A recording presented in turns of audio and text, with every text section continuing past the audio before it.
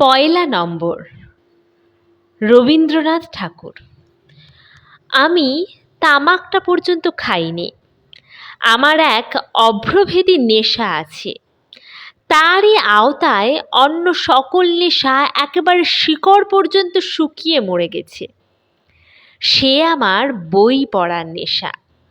আমার জীবনের মন্ত্রটা ছিল এই: যাবজ্জীবেৎ নাইবা জীবেৎ ঋণং কৃতা বহিং পঠেৎ। যাদের বেড়াবার শখ বেশি অথচ পাথেয়ের অভাব, তারা যেমন করে টাইম টেবিল পড়ে অল্প বয়সে আর্থিক অসৎভাবের দিনে, আমি তেমনই করে বইয়ের ক্যাটালগ পড়তুম।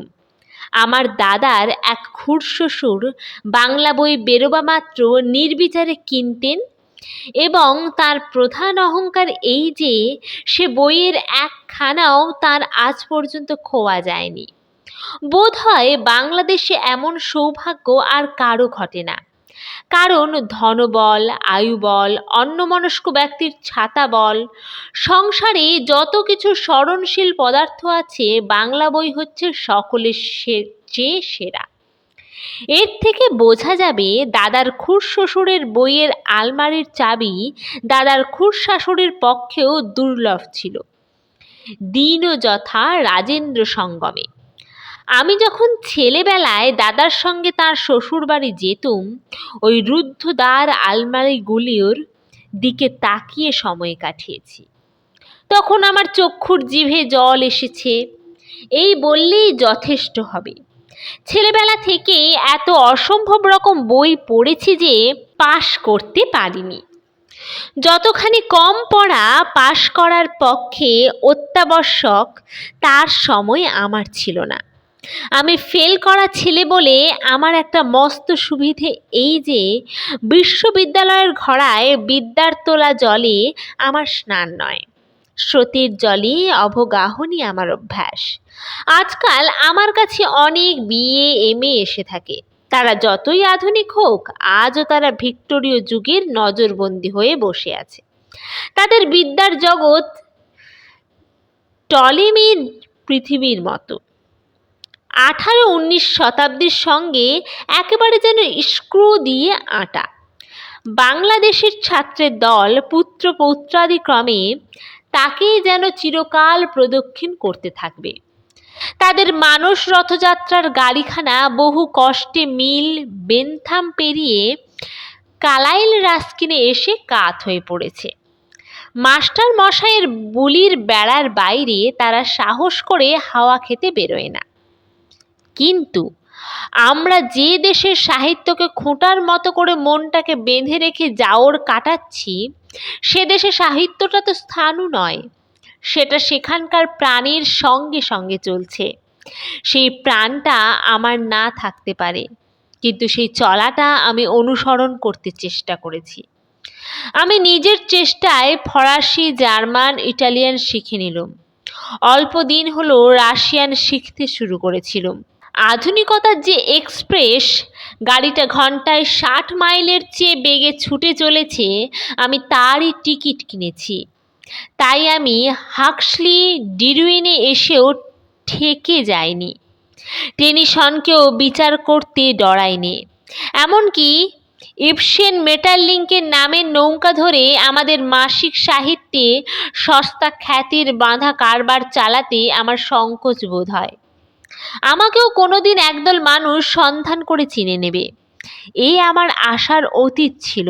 আমি দেখছি বাংলাদেশে এমন ছেলেও 2-4টে মেলে যারা কলেজও ছাড়ে না, অথচ কলেজের বাহিরে সরস্বতীর যে বীণা বাজে তার ডাকেও উতলা হয়ে ওঠে। তারাই ক্রমে ক্রমে 2টি-1টি করে আমার ঘরে এসে জুটতে লাগলো। এই আমার এক দ্বিতীয় নেশা ধরল, বকুনি। ভদ্র ভাষায় তাকে আলোচনা বলা যেতে পারে। দেশের চারিদিকে সাময়িক ও অসাময়িক সাহিত্যে যে সমস্ত কথাবার্তা শুনি, তা একদিকে এত কাঁচা, অন্যদিকে এত পুরানো যে মাঝে মাঝে তার হাঁপ ধরানো ভ্যাপসা গুমোটটাকে উদার চিন্তার খোলা হাওয়ায় কাটিয়ে দিতে ইচ্ছা করে, অথচ লিখতে কুঁড়েমি আসে। তাই মন দিয়ে কথা শুনে এমন লোকের নাগাল পেলে বেঁচে যায়। দল আমার বাড়তে লাগলো। আমি থাকতুম আমাদের গলির ২য় নম্বর বাড়িতে। এদিকে আমার নাম হচ্ছে অদ্বৈতচরণ। তাই আমাদের দলের নাম হয়ে গিয়েছিল দ্বৈতাদ্বৈত সম্প্রদায়। আমাদের এই সম্প্রদায়ের কারো সময় অসময়ের জ্ঞান ছিল না। কেউ বা পাঞ্চ করা ট্রামের টিকিট দিয়ে পত্র চিহ্নিত একখানা নূতন প্রকাশিত ইংরেজি বই হাতে করে সকালে এসে উপস্থিত। তর্ক করতে করতে ১টা বেজে যায়, তবু তর্ক শেষ হয় না। কেউ বা সদ্য কলেজের নোট নেওয়া খাতাখানা নিয়ে বিকেলে এসে হাজির। রাত যখন ২টো তখনও ওঠবার নাম করে না। আমি প্রায় তাদের খেতে বলি, কারণ দেখেছি সাহিত্য চর্চা যারা করে তাদের রসজ্ঞতার শক্তি কেবল মস্তিষ্কে নয়, রসনাতেও খুব প্রবল। কিন্তু যার ভরসায় এই সমস্ত ক্ষুধিতদের যখন তখন খেতে বলি, তার অবস্থা যে কি হয় সেটাকে আমি তুচ্ছ বলেই বরাবর মনে করে আসতুম। সংসারে ভাবের ও জ্ঞানের যে সকল বড় বড় কুলাল চক্র ঘুরছে, যাতে মানব সভ্যতা কতক বা তৈরি হয়ে আগুনের পোড় খেয়ে শক্ত হয়ে উঠছে, কতক বা কাঁচা থাকতে থাকতে ভেঙে ভেঙে পড়ছে, তার কাছে ঘরকন্যার নড়াচড়া এবং রান্নাঘরের চুলোর আগুন কি চোখে পড়ে?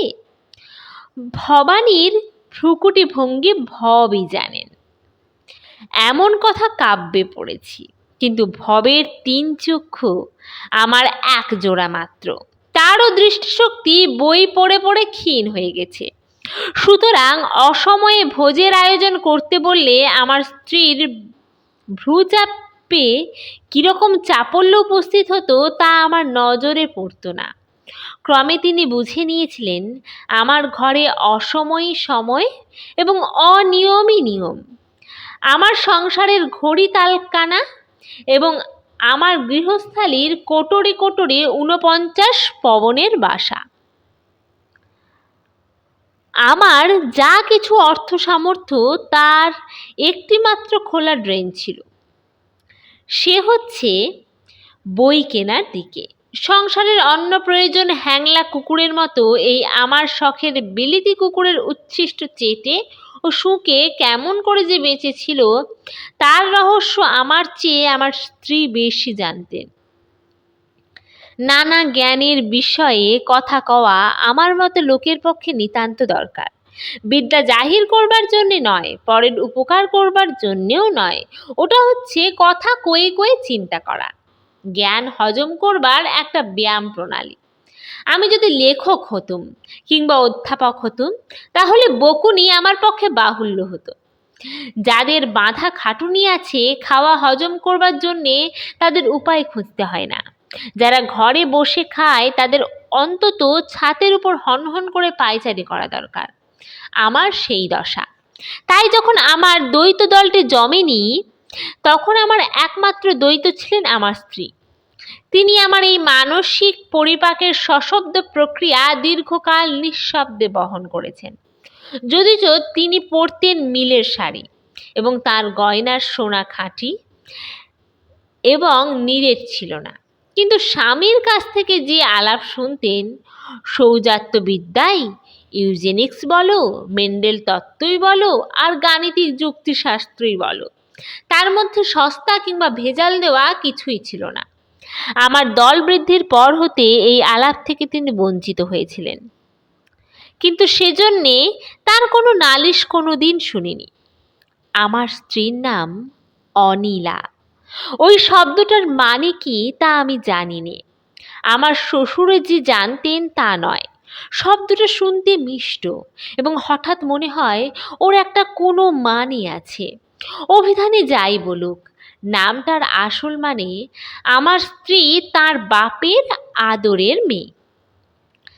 আমার শাশুড়ি যখন ২.৫ বছরের একটি ছেলে রেখে মারা যান, তখন সেই ছোট ছেলেকে যত্ন করবার মনোরম উপায়স্বরূপে আমার শ্বশুর আরেকটি বিবাহ করেন। তার উদ্দেশ্য যে কীরকম সফল হয়েছিল তা এই বললেই বোঝা যাবে যে তার মৃত্যুর ২ দিন আগে তিনি অনিলার হাত ধরে বললেন, মা, আমি তো যাচ্ছি, এখন সরোজের কথা ভাববার জন্যে তুমি ছাড়া আর কেউ রইল না। তার স্ত্রী ও দ্বিতীয় পক্ষের ছেলেদের জন্য কি ব্যবস্থা করলেন তা আমি ঠিক জানি নে। কিন্তু অনিলার হাতে গোপনে তিনি তার জমানো টাকা প্রায় ৭,৫০০ দিয়ে গেলেন। বললেন, এ টাকা সুদে খাটাবার দরকার নেই, নগদ খরচ করে এর থেকে তুমি সরোজের লেখাপড়ার ব্যবস্থা করে দিও। আমি এই ঘটনায় কিছু আশ্চর্য হয়েছিল। আমার শ্বশুর কেবল বুদ্ধিমান ছিলেন তা নয়, তিনি ছিলেন যাকে বলে বিজ্ঞ, অর্থাৎ ঝোঁকের মাথায় কিছুই করতেন না, হিসেব করে চলতেন। তাই তার ছেলেকে লেখাপড়া শিখিয়ে মানুষ করে তোলার ভার যদি কারো উপর তাঁর দেওয়া উচিত ছিল, সেটা আমার উপর। এ বিষয়ে আমার সন্দেহ ছিল না। কিন্তু তার মেয়ে তার জামাইয়ের চেয়ে যোগ্য, এমন ধারণা যে তার কি করে হলো তা তো বলতে পারিনি। অথচ টাকা কড়ি সম্বন্ধে তিনি যদি আমাকে খুব খাঁটি বলে না জানতেন, তাহলে আমার স্ত্রীর হাতে এত টাকা নগদ দিতে পারতেন না। আসল তিনি ছিলেন ভিক্টোরীয় যুগের ফিলিস্টাইন। আমাকে শেষ পর্যন্ত চিনতে পারেননি। মনে মনে রাগ করে আমি প্রথমটা ভেবেছিলুম এ সম্বন্ধে কোনো কথাই কব না। কথা কইও নি, বিশ্বাস ছিল। কথা অনিলাকেই প্রথম কইতে হবে। এ সম্বন্ধে আমার শরণাপন্ন না হয়ে তার উপায় নেই। কিন্তু অনিলা যখন আমার কাছে কোনো পরামর্শ নিতে এলো না, তখন মনে করলুম ও বুঝি সাহস করছে না। শেষে একদিন কথায় কথায় জিজ্ঞাসা করলুম, সরোজের পড়াশুনো কি করছো? অনিলা বললে, মাস্টার রেখেছি, স্কুলেও যাচ্ছে। আমি আভাস দিলুম সরোজকে শেখাবার ভার আমি নিজেই নিতে রাজি আছি। আজকাল বিদ্যাশিক্ষার যে সকল নতুন প্রণালী বেরিয়েছে, তার কতক কতক ওকে বোঝাবার চেষ্টা করলুম। অনিলা হাও বললে না, নাও বললে না। এতদিন পরে আমার প্রথম সন্দেহ হলো অনিলা আমাকে শ্রদ্ধা করে না। আমি কলেজে পাশ করিনি, সেই জন্য সম্ভবত ও মনে করে পড়াশুনো সম্বন্ধে পরামর্শ দেবার ক্ষমতা এবং অধিকার আমার নেই। এতদিন ওকে সৌজাত্য, অভিব্যক্তিবাদ এবং রেডিও চাঞ্চল্য সম্বন্ধে যা কিছু বলেছি, নিশ্চয়ই অনিলা তার মূল্য কিছুই বোঝেনি। ও হয়তো মনে করেছে সেকেন্ড ক্লাসের ছেলেও এর চেয়ে বেশি জানে। কেননা মাস্টারের হাতের কানমলার প্যাঁচে প্যাঁচে বিদ্যেগুলো আঁট হয়ে তাদের মনের মধ্যে বসে গেছে। রাগ করে মনে মনে বললুম, মেয়েদের কাছে নিজের যোগ্যতা প্রমাণ করবার আশা সে যেন ছাড়ে বিদ্যা বুদ্ধি যার প্রধান সম্পদ। সংসারে অধিকাংশ বড় বড় জীবননাট্য যবনিকার আড়ালেই জমতে থাকে। পঞ্চমাঙ্কের শেষে সেই যবনিকা হঠাৎ উঠে যায়। আমি যখন আমার দ্বৈতদের নিয়ে বেকসর তত্ত্বজ্ঞান ও ইসবেনের মনস্তত্ত্ব আলোচনা করছি, তখন মনে করেছিলুম অনিলার জীবনযোগ্য বেদিতে কোনো আগুনই বুঝি জ্বলেনি। কিন্তু আজকে যখন সেই অতীতের দিকে পিছন ফিরে দেখি, তখন স্পষ্ট দেখতে পাই যে সৃষ্টিকর্তা আগুনে পুড়িয়ে হাতুড়ি পিটিয়ে জীবনের প্রতিমা তৈরি করে থাকেন, অনিলার মর্মস্থলে তিনি খুবই সজাগ ছিলেন। সেখানে একটি ছোট ভাই, একটি দিদি এবং একটি বিমাতার সমাবেশে নিয়তই একটা ঘাত প্রতিঘাতের লীলা চলছিল। পুরাণের বাসকি যে পৌরাণিক পৃথিবীকে ধরে আছে, সে পৃথিবী স্থির, কিন্তু সংসারে যে মেয়েকে বেদনার পৃথিবী বহন করতে হয়, তার সে পৃথিবী মুহূর্তে মুহূর্তে নূতন নূতন আঘাতে তৈরি হয়ে উঠছে। সেই চলতি ব্যথার ভার বুকে নিয়ে যাকে ঘরকন্যার খুঁটিনাটির মধ্যে দিয়ে প্রতিদিন চলতে হয়, তার অন্তরের কথা অন্তর্যামী ছাড়া কে সম্পূর্ণ বুঝবে? অন্তত আমি তো কিছুই বুঝিনি। কত উদ্বেগ, কত অপমানিত প্রয়াস, পীড়িত স্নেহের কত অন্তর্গূঢ় ব্যাকুলতা আমার এত কাছে নিঃশব্দতার অন্তরালে মথিত হয়ে উঠছিল, আমি তা জানিইনি। আমি জানতুম যেদিন দ্বৈত দলের ভোজের বার উপস্থিত হতো সেই দিনকার উদ্যোগ পর্বই অনিলার জীবনের প্রধান পর্ব। আজ বেশ বুঝতে পারছি পরম ব্যথার ভিতর দিয়েই এ সংসারে এই ছোট ভাইটি দিদির সবচেয়ে অন্তরতম হয়ে উঠেছিল। সরোজকে মানুষ করে তোলা সম্বন্ধে আমার পরামর্শ ও সহায়তা এরা সম্পূর্ণ অনাবশ্যক বলে উপেক্ষা করাতে আমি ওদিকটাতে একেবারে তাকাইনি। তার যে কি রকম চলছে সে কথা কোনোদিন জিজ্ঞাসাও করিনি। ইতিমধ্যে আমাদের গলির পয়লা নম্বর বাড়িতে লোক এলো। এ বাড়িটি সেকালের বিখ্যাত ধনী মহাজন উদ্ধব বড়ালের আমলে তৈরি। তারপরে দুই পুরুষের মধ্যে সে বংশের ধন জন প্রায় নিঃশেষ হয়ে এসেছে। দু একটি বিধবা বাকি আছে। তারা এখানে থাকে না, তাই বাড়িটা পোড়ো অবস্থাতেই আছে। মাঝে মাঝে বিবাহ প্রভৃতি ক্রিয়াকাণ্ডে এ বাড়ি কেউ কেউ অল্প দিনের জন্যে ভাড়া নিয়ে থাকে। বাকি সময়টা এত বড় বাড়ির ভাড়াটে প্রায় জোটে না। এবারে এলেন মনে করে তাঁর নাম রাজা শীতাংশু মৌলি, এবং ধরে নেওয়া যাক তিনি নরোত্তমপুরের জমিদার। আমার বাড়ির ঠিক পাশেই অকস্মাৎ এত বড় একটা আবির্ভাব আমি হয়তো জানতেই পারতুম না। কারণ কর্ণ যেমন একটি সহজ কবচ গায়ে দিয়েই পৃথিবীতে এসেছিলেন, আমারও তেমনই একটি বিধিদত্ত সহজ কবচ ছিল। সেটি হচ্ছে আমার স্বাভাবিক অন্যমনস্কতা। আমার এ বর্মটি খুব মজবুত ও মোটা। অতএব সচরাচর পৃথিবীতে চারিদিকে যে সকল ঠেলাঠেলি গোলমাল গালমন্দ চলতে থাকে তার থেকে আত্মরক্ষা করবার উপকরণ আমার ছিল।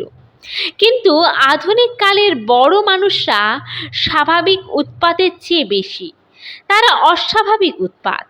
দু হাত দু পা এক মুন্ড যাদের আছে তারা হলো মানুষ। যাদের হঠাৎ কতকগুলো হাত পা মাথা মুন্ড বেড়ে গেছে তারা হলো দৈত্য। অহরহ দুর্দার শব্দে তারা আপনার সীমাকে ভাঙতে থাকে এবং আপন বাহুল্য দিয়ে স্বর্গমর্তকে অতিষ্ঠ করে তোলে। তাদের প্রতি মনোযোগ না দেওয়া অসম্ভব। যাদের পরে মন দেবার কোনোই প্রয়োজন নেই, অথচ মন না দিয়ে থাকবারও জো নেই, তারাই হচ্ছে জগতের অস্বাস্থ্য। স্বয়ং ইন্দ্র পর্যন্ত তাদের ভয় করেন। মনে বুঝলুম শীতাংশু মৌলি সেই দলের মানুষ। একা একজন লোক যে এত বেজায় অতিরিক্ত হতে পারে তা আমি পূর্বে জানতুম না। গাড়ি ঘোড়া লোক লস্কর নিয়ে সে যেন 10 মুন্ড 20 হাতের পালা জমিয়েছে। কাজেই তার জ্বালায় আমার সারস্বত স্বর্গলোকটির বেড়া রোজ ভাঙতে লাগলো। তার সঙ্গে আমার প্রথম পরিচয় আমাদের গলির মোড়ে।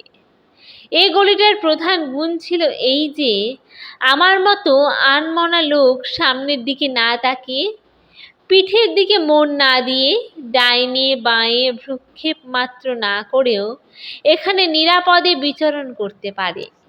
এমনকি এখানে সেই পথ চলতি অবস্থায় মেরেডিথের গল্প, ব্রাউনিংয়ের কাব্য অথবা আমাদের কোনো আধুনিক বাঙালি কবির রচনা সম্বন্ধে মনে মনে বিতর্ক করেও অপঘাত মৃত্যু বাঁচিয়ে চলা যায়। কিন্তু সেদিন খামোকা একটা প্রকাণ্ড হেও গর্জন শুনে পিঠের দিকে তাকিয়ে দেখি একটা খোলা ব্রুহাম গাড়ির প্রকাণ্ড একজোড়া লাল ঘোড়া আমার পিঠের উপর পড়ে আর কি। যার গাড়ি তিনি স্বয়ং হাঁকাচ্ছেন। পাশে তার কোচম্যান বসে। বাবু সবলে 2 হাতে রাশ টেনে ধরেছেন। আমি কোনো মতে সেই সংকীর্ণ গলির পার্শ্ববর্তী একটা তামাকের দোকানের হাঁটু আঁকড়ে ধরে আত্মরক্ষা করলুম। দেখলুম আমার উপর বাবু ক্রুদ্ধ, কেননা যিনি অসতর্কভাবে রথ হাঁকান অসতর্ক পদাতিককে তিনি কোনো মতেই ক্ষমা করতে পারেন না। এর কারণটা পূর্বেই উল্লেখ করেছি। পদাতিকের 2টি মাত্র পা, সে হচ্ছে স্বাভাবিক মানুষ, আর যে ব্যক্তি জুড়ি হাঁকিয়ে ছোটে তার 8 পা, সে হলো দৈত্য। তার এই অস্বাভাবিক বাহুল্যের দ্বারা জগতে সে উৎপাতের সৃষ্টি করে। 2 পাওয়ালা মানুষের বিধাতা এই 8 পাওয়ালা আকস্মিকতার জন্যে প্রস্তুত ছিলেন না। স্বভাবের স্বাস্থ্যকর নিয়মে এই অশ্বরথ ও সারথি সবাইকেই যথাসময়ে ভুলে যেত। কারণ এই পরমাশ্চর্য জগতে এরা বিশেষ করে মনে রাখবার জিনিস নয়। কিন্তু প্রত্যেক মানুষের যে পরিমাণ গোলমাল করবার স্বাভাবিক বরাদ্দ আছে, এরা তার চেয়ে ঢের বেশি জবরদখল করে বসে আছেন।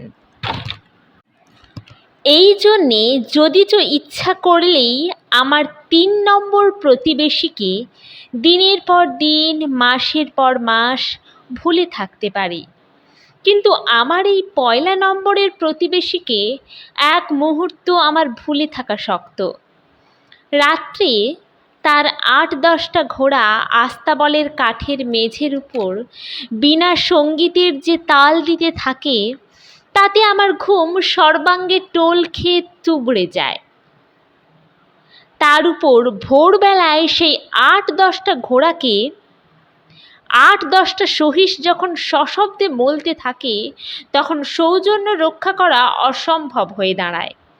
তারপরে তার উড়ে বেহারা, ভোজপুরে বেহারা, তার পাড়ে তেওয়ারি দারোয়ানের দল কেউই স্বরসংযম কিংবা মিতভাষিতার পক্ষপাতী নয়। তাই বলছিলুম, ব্যক্তিটি একটি মাত্র, কিন্তু তার গোলমাল করবার যন্ত্র বিস্তর। এইটাই হচ্ছে দৈত্যের লক্ষণ। সেটা তার নিজের পক্ষে অশান্তিকর না হতে পারে। নিজের 20টা নাসারন্ধ্রে নাক ডাকবার সময় রাবণের হয়তো ঘুমের ব্যাঘাত হতো না, কিন্তু তার প্রতিবেশীর কথাটা চিন্তা করে দেখো। স্বর্গের প্রধান লক্ষণ হচ্ছে পরিমাণ সুষমা। অপরপক্ষে একদা যে দানবের দ্বারা স্বর্গের নন্দন শোভা নষ্ট হয়েছিল, তাদের প্রধান লক্ষণ ছিল অপরিমিতি। আজ সেই অপরিমিতির দানবটাই টাকার থলিকে বাহন করে মানবের লোকালয়কে আক্রমণ করেছে। তাকে যদি বা পাশ কাটিয়ে এড়িয়ে যেতে চাই, সে 4 ঘোড়া হাঁকিয়ে ঘাড়ের উপর এসে পড়ে এবং উপরন্তু চোখ রাঙায়। সেদিন বিকেলে আমার দ্বৈতগুলি তখনও কেউ আসেনি। আমি বসে বসে জোয়ার ভাটার তত্ত্ব সম্বন্ধে একখানা বই পড়ছিলুম। এমন সময়ে আমাদের বাড়ির প্রাচীর ডিঙিয়ে দরজা পেরিয়ে আমার প্রতিবেশীর একটা স্মারকলিপি ঝনঝন শব্দে আমার শার্সির উপর এসে পড়ল। সেটা একটা টেনিসের গোলা। চন্দ্রমার আকর্ষণ, পৃথিবীর নারীর চাঞ্চল্য, বিশ্বগীতি কাব্যের চিরন্তন ছন্দতত্ত্ব প্রভৃতি সমস্তকে ছাড়িয়ে মনে পড়ল আমার একজন প্রতিবেশী আছেন এবং অত্যন্ত বেশি করে আছেন।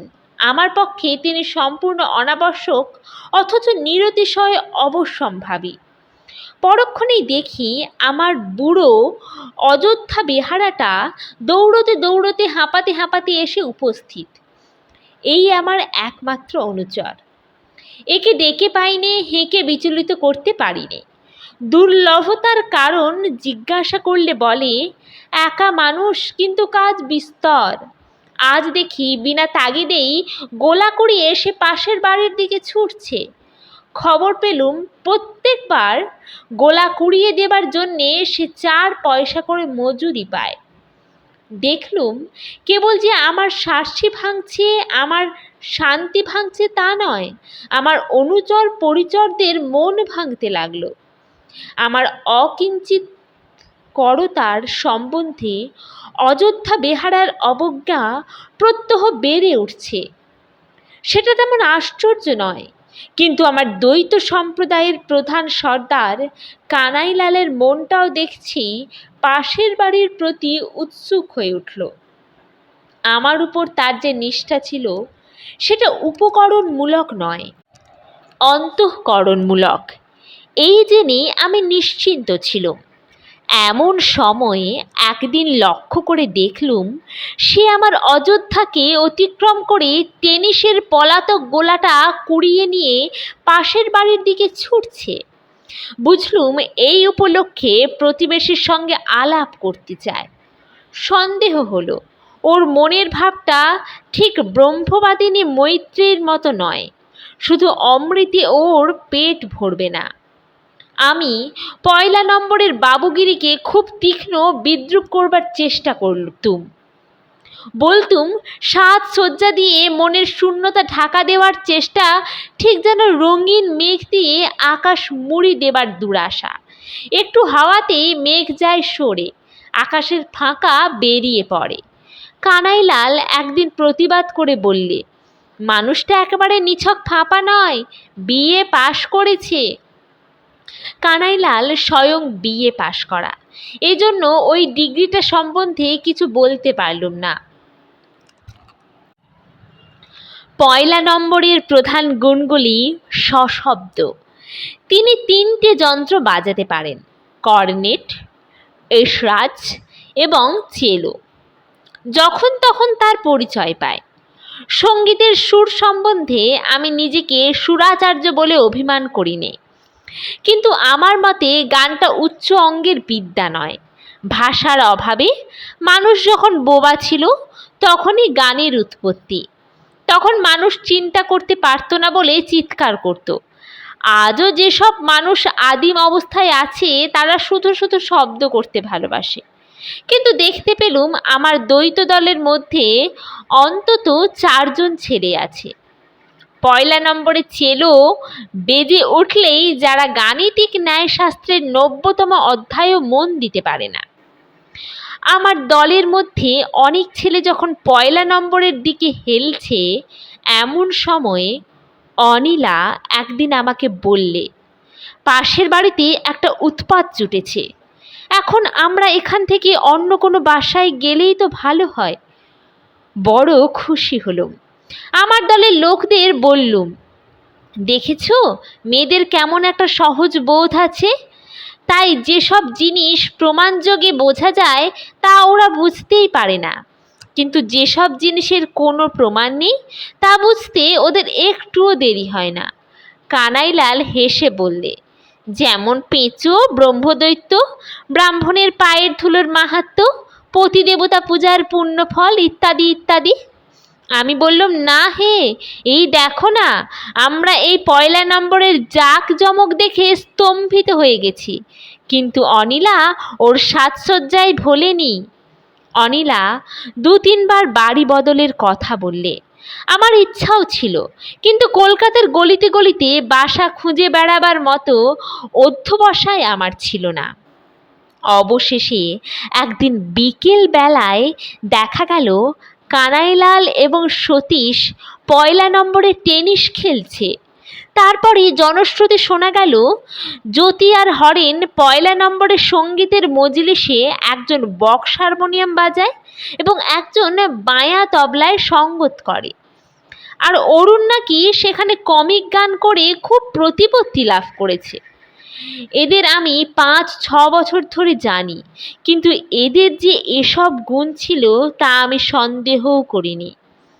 বিশেষত আমি জানতুম অরুণের প্রধান শখের বিষয় হচ্ছে তুলনামূলক ধর্মতত্ত্ব। সে যে কমিক গানে ওস্তাদ তা কি করে বুঝব? সত্য কথা বলি, আমি এই পয়লা নম্বরকে মুখে যতই অবজ্ঞা করি মনে মনে ঈর্ষা করেছিলুম। আমি চিন্তা করতে পারি, বিচার করতে পারি, সকল জিনিসের সার গ্রহণ করতে পারি, বড় বড় সমস্যার সমাধান করতে পারি। মানসিক সম্পদের শীতাংশু মৌলিকে আমার সমকক্ষ বলে কল্পনা করা অসম্ভব, কিন্তু তবু ওই মানুষটিকে আমি ঈর্ষা করেছি। কেন সে কথা যদি খুলে বলি তো লোকে হাসবে। সকালবেলায় শীতাংশু একটা দুরন্ত ঘোড়ায় চড়ে বেড়াতে বেরোতো। কি আশ্চর্য নৈপুণ্যের সঙ্গে রাস বাগিয়ে এই জন্তুটাকে সে সংযত করত। এই দৃশ্যটি রোজই আমি দেখতুম আর ভাবতুম, আহা, আমি যদি এই রকম অনায়াসে ঘোড়া হাঁকিয়ে যেতে পারতুম। পটুত্ব বলে যে জিনিসটি আমার একেবারেই নেই, সেইটির পরে আমার ভারী একটা গোপন লোভ ছিল। আমি গানের সুর ভালো বুঝিনি, কিন্তু জানলা থেকে কতদিন গোপনে দেখেছি শীতাংশু এসরাজ বাজাচ্ছে। ওই যন্ত্রটার পরে তার একটি বাধাহীন সৌন্দর্যময় প্রভাব আমার কাছে আশ্চর্য মনোহর বোধ হতো। আমার মনে হতো যন্ত্রটা যেন প্রেয়সী নারীর মতো ওকে ভালোবাসে। সে আপনার সমস্ত সুর ওকে ইচ্ছা করে বিকিয়ে দিয়েছে। জিনিসপত্র, বাড়ি ঘর, জন্তু, মানুষ সকলের পরে শীতাংশুর এই সহজ প্রভাব ভারী একটি শ্রী বিস্তার করত। এই জিনিসটি অনির্বচনীয়। আমি একে নিতান্ত দুর্লভ না মনে করে থাকতে পারতুম না। আমি মনে করতুম পৃথিবীতে কোনো কিছু প্রার্থনা করা এই লোকটির পক্ষে অনাবশ্যক। সবই আপনি এর কাছে এসে পড়বে, এই ইচ্ছা করে যেখানে গিয়ে বসবে সেইখানেই তার আসন পাতা। তাই যখন একে একে আমার দ্বৈতগুলির অনেকেই পয়লা নম্বরে টেনিস খেলছে, কনসার্ট বাজাতে লাগলো, তখন স্থান ত্যাগের দ্বারা এই লুব্ধদের উদ্ধার করা ছাড়া আর কোনো উপায় খুঁজে পেলুম না। দালাল এসে খবর দিলে মনের মতো অন্য বাসা বরানগর কাশীপুরের কাছাকাছি এক জায়গায় পাওয়া যাবে। আমি তাতে রাজি। সকাল তখন 9:30। স্ত্রীকে প্রস্তুত হতে বলতে গেলুম। তাকে ভাড়ার ঘরেও পেলুম না, রান্নাঘরেও না। দেখি শোবার ঘরে জানলার গড়াদের উপর মাথা রেখে চুপ করে বসে আছেন। আমাকে দেখেই উঠে পড়লেন। আমি বললুম, পরশুই নতুন বাসায় যাওয়া যাবে। তিনি বললেন, আর দিন 15 সবুর করো। জিজ্ঞাসা করলুম, কেন? অনিলা বললেন, সরোজের পরীক্ষার ফল শীঘ্র বেরোবে, তার জন্য মনটা উদ্বিগ্ন আছে। এ কয়দিন আর নড়াচড়া করতে ভালো লাগছে না। অন্যান্য অসংখ্য বিষয়ের মধ্যে এই একটি বিষয় আছে যা নিয়ে আমার স্ত্রীর সঙ্গে আমি কখনো আলোচনা করিনি। সুতরাং আপাতত কিছুদিন বাড়ি বদল মুলতুবি রইল। ইতিমধ্যে খবর পেলুম শীতাংশু শীঘ্রই দক্ষিণ ভারতে বেড়াতে বেরোবে। সুতরাং 2 নম্বরের উপর থেকে মস্ত ছায়াটা সরে যাবে। অদৃষ্ট নাট্যের পঞ্চমাঙ্কের শেষ দিকটা হঠাৎ দৃষ্ট হয়ে ওঠে। কাল আমার স্ত্রী তার বাপের বাড়ি গিয়েছিলেন। আজ ফিরে এসে তার ঘরে দরজা বন্ধ করলেন। তিনি জানেন আজ রাত্রে আমাদের দ্বৈত দলের পূর্ণিমার ভোজ। তাই নিয়ে তার সঙ্গে পরামর্শ করবার অভিপ্রায়ে দরজায় ঘা দিলুম। প্রথমে সাড়া পাওয়া গেল না। ডাক দিলুম, অনু। খানিক বাদে অনিলা এসে দরজা খুলে দিলে। আমি জিজ্ঞাসা করলুম, আজ রাত্রে রান্নার জোগাড় সব ঠিক আছে তো? সে কোনো জবাব না দিয়ে মাথা হেলিয়ে জানালে যে আছে। আমি বললুম, তোমার হাতের তৈরি কচুরি আর বিলাতি আমড়ার চাটনি ওদের খুব ভালো লাগে, সেটা ভুলো না। এই বলে বাইরে এসেই দেখি কানাইলাল বসে আছে। আমি বললুম, কানাই, আজ তোমরা একটু সকাল সকাল এসো। কানাই আশ্চর্য হয়ে বললে, সে কি কথা, আজ আমাদের সভা হবে নাকি? আমি বললুম, হবে বই কি, সমস্ত তৈরি আছে। ম্যাক্সিম গোর্কির নতুন গল্পের বই, ব্রেকশর উপর রাসেলের সমালোচনা, কচুরি, এমনকি আমড়ার চাটনি পর্যন্ত। কানাই অবাক হয়ে আমার মুখের দিকে চেয়ে রইল। খানিক বাদে বললে, অদ্বৈত বাবু? আমি বলি, আজ থাক। অবশেষে প্রশ্ন করে জানতে পারলুম আমার শ্যালক সরোজ কাল বিকেল বেলায় আত্মহত্যা করে মরেছে।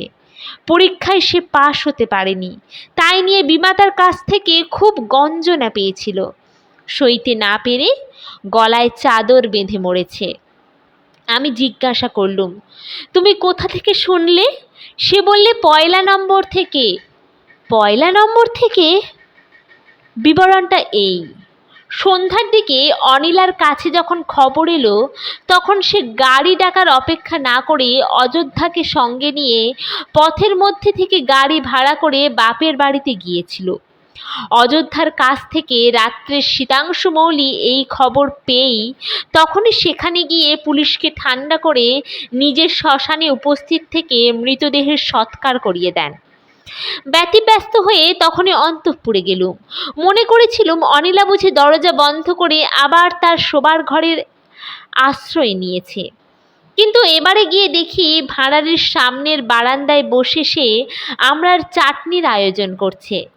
যখন লক্ষ্য করে তার মুখ দেখলুম তখন বুঝলুম এক রাত্রে তার জীবনটা উলটপালট হয়ে গেছে।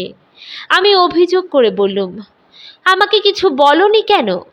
সে তার বড় বড় দুই চোখ তুলে একবার আমার মুখের দিকে তাকালে, কোনো কথা কইলে না। আমি লজ্জায় অত্যন্ত ছোট হয়ে গেলুম। যদি অনিলা বলতো, তোমাকে বলে লাভ কি, তাহলে আমার জবাব দেবার কিছুই থাকতো না। জীবনের এই সব বিপ্লব, সংসারের সুখ দুঃখ নিয়ে কি করে যে ব্যবহার করতে হয় আমি কি তার কিছুই জানি? আমি বললুম, অনিল, এসব রাখো, আজ আমাদের সভা হবে না। অনিলা আমরার খোসা ছাড়াবার দিকে দৃষ্টি রেখে বললে, কেন হবে না? খুব হবে। আমি এত করে সমস্ত আয়োজন করেছি, সে আমি নষ্ট হতে দিতে পারবো না। আমি বললুম, আজ আমাদের সভার কাজ হওয়া অসম্ভব। সে বললে, তোমাদের সভা না হয় না হবে, আজ আমার নিমন্ত্রণ। আমি মনে একটু আরাম পেলুম। ভাবলুম অনিলের শোকটা তত বেশি কিছু নয়। মনে করলুম সেই যে এক সময় ওর সঙ্গে বড় বড় বিষয়ে কথা কইতুম, তারই ফলে ওর মনটা অনেকটা নিরাসক্ত হয়ে এসেছে। যদিচ সব কথা বোঝবার মতো শিক্ষা এবং শক্তি ওর ছিল না, কিন্তু তবু পার্সোনাল ম্যাগনেটিজম বলে একটা জিনিস আছে তো। সন্ধ্যার সময় আমার দ্বৈত দলের 2-4 জন কম পড়ে গেল। কানাই তো এলোই না। পয়লা নম্বরে যারা টেনিসের দলে যোগ দিয়েছিল তারাও কেউ আসেনি। শুনলুম কাল ভোরের গাড়িতে শীতাংশু মৌলি চলে যাচ্ছে, তাই এরা সেখানে বিদায় ভোজ খেতে গেছে। এদিকে অনিলা আজ যেরকম ভোজের আয়োজন করেছিল এমন আর কোনো দিনই করেনি। এমনকি আমার মতো বেহিসাবি লোকেও এ কথা না মনে করে থাকতে পারেননি যে খরচটা অতিরিক্ত করা হয়েছে। সেদিন খাওয়া দাওয়া করে সভা ভঙ্গ হতে রাত্রি 1টা-1:30 হয়ে গেল। আমি ক্লান্ত হয়ে তখনই শুতে গেলুম। অনিলাকে জিজ্ঞাসা করলুম, শোবে না? সে বললে, বাসনগুলো তুলতে হবে। পরের দিন যখন উঠলুম তখন বেলা প্রায় 8টা হবে। শোবার ঘরে টিপাইয়ের উপর যেখানে আমার চশমাটা খুলে রাখি সেখানে দেখি আমার চশমা চাপা দেওয়া এক টুকরা কাগজ। তাতে অনিলের হাতের লেখাটি আছে, আমি চললুম, আমাকে খুঁজতে চেষ্টা করো না, করলেও খুঁজে পাবে না। কিছু বুঝতে পারলুম না। টিপাইয়ের উপরে একটা টিনের বাক্স, সেটা খুলে দেখি তার মধ্যে অনিলার সমস্ত গয়না, এমনকি তার হাতের চুড়ি বালা পর্যন্ত, কেবল তার শাঁখা এবং হাতের লোহা ছাড়া। একটা খোপের মধ্যে চাবির গোছা, অন্য অন্য খোপে কাগজের মোড়কে করা কিছু টাকার সিকি দুয়ানি। অর্থাৎ মাসের খরচ বাঁচিয়ে অনিলের হাতে যা কিছু জমেছিল তার শেষ পয়সাটি পর্যন্ত রেখে গেছে। একটি খাতায় বাসন কোসন জিনিসপত্রের ফর্দ এবং ধোবার বাড়িতে যেসব কাপড় গেছে তার সব হিসাব। এই সঙ্গে গয়লা বাড়ির এবং মুদির দোকানের দেনার হিসাবও টোকা আছে, কেবল তার নিজের ঠিকানা নেই। এইটুকু বুঝতে পারলুম অনিল চলে গেছে। সমস্ত ঘর তন্ন তন্ন করে দেখলুম। আমার শ্বশুর বাড়িতে খোঁজ নিলুম, কোথাও সে নেই। কোনো একটা বিশেষ ঘটনা ঘটলে সে সম্বন্ধে কীরকম বিশেষ ব্যবস্থা করতে হয় কোনোদিন আমি তার কিছুই ভেবে পাইনি। বুকের ভিতরটা হা হা করতে লাগলো। হঠাৎ পয়লা নম্বরের দিকে তাকিয়ে দেখি সে বাড়ির দরজা জানলা বন্ধ। দেউড়ির কাছে দরোয়ানজি গড়গড়ায় তামাক টানছে। রাজাবাবু ভোর রাত্রে চলে গেছেন। মনটার মধ্যে ছ্যাঁক করে উঠল। হঠাৎ বুঝতে পারলুম আমি যখন এক মনে 90তম ন্যায়ের আলোচনা করছিলুম তখন মানব সমাজের পুরাতনতম একটি অন্যায় আমার ঘরেই জাল বিস্তার করছিল। ফ্লোবেয়ার, টলস্টয়, টুর্গেনিভ প্রভৃতি বড় বড় গল্প লিখিয়েদের বইয়ে যখন এই রকমের ঘটনার কথা পড়েছি, তখন বড় আনন্দে সূক্ষ্মাতি সূক্ষ্ম করে তার তত্ত্বকথা বিশ্লেষণ করে দেখেছি। কিন্তু নিজের ঘরেই যে এটা এমন সুনিশ্চিত করে ঘটতে পারে, তা কোনো দিন স্বপ্নেও কল্পনা করিনি। প্রথম ধাক্কাটাকে সামলে নিয়ে আমি প্রবীণ তত্ত্বজ্ঞানীর মতো সমস্ত ব্যাপারটাকে যথোচিত হালকা করে দেখবার চেষ্টা করলুম। যেদিন আমার বিবাহ হয়েছিল সেদিনকার কথাটা মনে করে শুষ্ক হাসি হাসলুম। মনে করলুম মানুষ কত আকাঙ্ক্ষা, কত আয়োজন, কত আবেগের অপব্যয় করে থাকে। কত দিন, কত রাত্রি, কত বৎসর নিশ্চিন্ত মনে কেটে গেল। স্ত্রী বলে একটা সজীব পদার্থ নিশ্চয় আছে বলে চোখ বুজেছিলাম। এমন সময় আজ হঠাৎ চোখ খুলে দেখি বুদবুদ ফেটে গেছে যাগ্গে, কিন্তু জগতে সবই তো বুদবুদ নয়। যুগ যুগান্তরের জন্ম মৃত্যুকে অতিক্রম করে টিকে রয়েছে এমন সব জিনিসকে আমি কি চিনতে শিখিনি? কিন্তু দেখলুম হঠাৎ এই আঘাতে আমার মধ্যে নব্যকালীর জ্ঞানীটা মূর্ছিত হয়ে পড়ল, আর কোন আদিকালের প্রাণীটা জেগে উঠে ক্ষুধায় কেঁদে বেড়াতে লাগলো। বারান্দায় ছাদে পায়চারি করতে করতে, শূন্য বাড়িতে ঘুরতে ঘুরতে, শেষকালে যেখানে জানালার কাছে কতদিন আমার স্ত্রীকে একলা চুপ করে বসে থাকতে দেখেছি, একদিন আমার সেই শোবার ঘরে গিয়ে পাগলের মতো সমস্ত জিনিসপত্র ঘাঁটতে লাগলুম। অনিলের চুল বাঁধবার আয়নার দেরাজটা হঠাৎ টেনে খুলতেই রেশমের লাল ফিতেয় বাঁধা এক তাড়া চিঠি বেরিয়ে পড়ল। চিঠিগুলি পয়লা নম্বর থেকে এসেছে। বুকটা জ্বলে উঠল। একবার মনে হলো সবগুলো পুড়িয়ে ফেলি, কিন্তু যেখানে বড় বেদনা সেইখানেই ভয়ঙ্কর টান। এই চিঠিগুলো সমস্ত না পড়ে আমার থাকবার জো নেই। এই চিঠিগুলি 50 বার পড়েছি। প্রথম চিঠিখানা 3-4 টুকরো করে ছেঁড়া। মনে হলো পাঠিকা পড়েই সেটি ছিঁড়ে ফেলে তারপরে আবার যত্ন করে একখানা কাগজের উপরে গঁদ দিয়ে জুড়ে রেখেছে।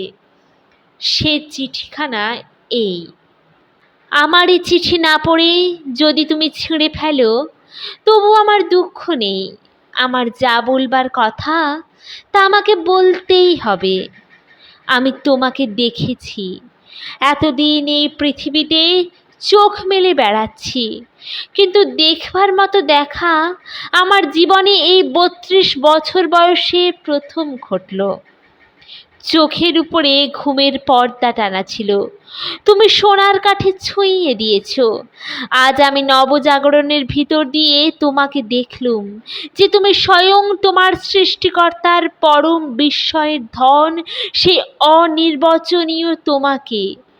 আমার যা পাবার তা পেয়েছি, আর কিছু চাইনে, কেবল তোমার স্তব তোমাকে শোনাতে চাই। যদি আমি কবি হতুম, তাহলে আমার এই স্তব চিঠিতে তোমাকে লেখবার দরকার হতো না। ছন্দের ভিতর দিয়ে সমস্ত জগতের কণ্ঠে তাকে প্রতিষ্ঠিত করে যেতুম। আমার এই চিঠির কোনো উত্তর দেবে না জানি, কিন্তু আমাকে ভুল বুঝো না। আমি তোমার কোনো ক্ষতি করতে পারি এমন সন্দেহ মাত্র মনে না রেখে আমার পূজা নীরবে গ্রহণ করো। আমার এই শ্রদ্ধাকে যদি তুমি শ্রদ্ধা করতে পারো, তাতে তোমারও ভালো হবে। আমি কে সে কথা লেখবার দরকার নেই, কিন্তু নিশ্চয়ই তা তোমার মনের কাছে গোপন থাকবে না। এমন 25 খানি চিঠি। এর কোনো চিঠির উত্তর যে অনিলের কাছ থেকে গিয়েছিল, এ চিঠিগুলির মধ্যে তার কোনো নিদর্শন নেই। যদি যেত তাহলে তখনই বেসুর বেজে উঠত, কিংবা তাহলে সোনার কাঠের জাদু একেবারে ভেঙে স্তব গান নীরব হতো। কিন্তু এ কি আশ্চর্য! শীতাংশু যাকে ক্ষণকালের ফাঁক দিয়ে দেখেছে, আজ 8 বছরের ঘনিষ্ঠতার পর এই পরের চিঠিগুলির ভিতর দিয়ে তাকে প্রথম দেখলুম। আমার চোখের উপরকার ঘুমের পর্দা কত মোটা পর্দা না জানি। পুরোহিতের হাত থেকে অনিলাকে আমি পেয়েছিলুম, কিন্তু তার বিধাতার হাত থেকে তাকে গ্রহণ করবার মূল্য আমি কিছুই দিইনি। আমি আমার দ্বৈত দলকে এবং নব্য ন্যায়কে তার চেয়ে অনেক বড় করে দেখেছি।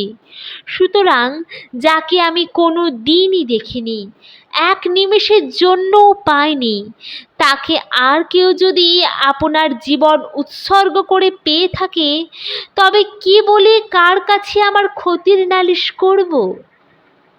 শেষ চিঠিখানা এই।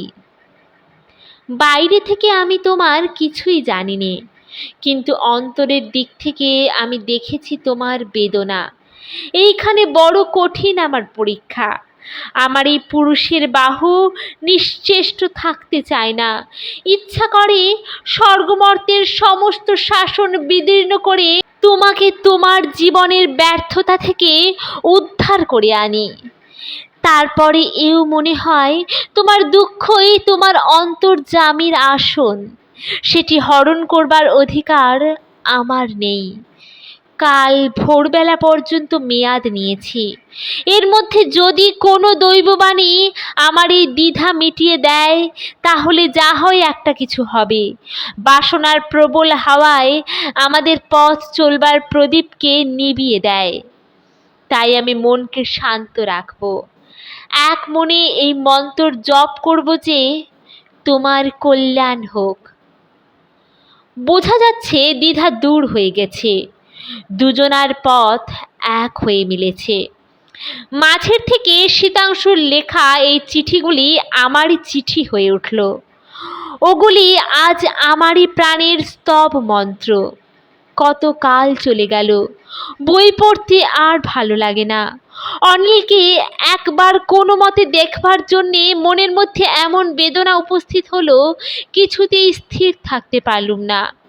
খবর নিয়ে জানলুম শীতাংশু তখন মসুরি পাহাড়ে। সেখানে গিয়ে শীতাংশুকে অনেকবার পথে বেড়াতে দেখেছি, কিন্তু তার সঙ্গে তো অনিলকে দেখিনি। ভয় হলো পাছে তাকে অপমান করে ত্যাগ করে থাকে। আমি থাকতে না পেরে একেবারে তার সঙ্গে গিয়ে দেখা করলুম। সব কথা বিস্তারিত করে লেখবার দরকার নেই। শীতাংশু বললে, আমি তার কাছ থেকে জীবনে কেবল একটি মাত্র চিঠি পেয়েছি, সেটি এই দেখুন। এই বলে শীতাংশু তার পকেট থেকে একটি ছোট এনামেল করা সোনার কার্ডকেস খুলে তার ভিতর থেকে এক টুকরো কাগজ বের করে দিলে। তাতে লেখা আছে, আমি চললুম, আমাকে খুঁজতে চেষ্টা করো না, করলেও খোঁজ পাবে না। সেই অক্ষর, সেই লেখা, সেই তারিখ, এবং যে নীল রঙের চিঠির কাগজের অর্ধেকখানা আমার কাছে, এই টুকরোটি তারই বাকি অর্ধেক।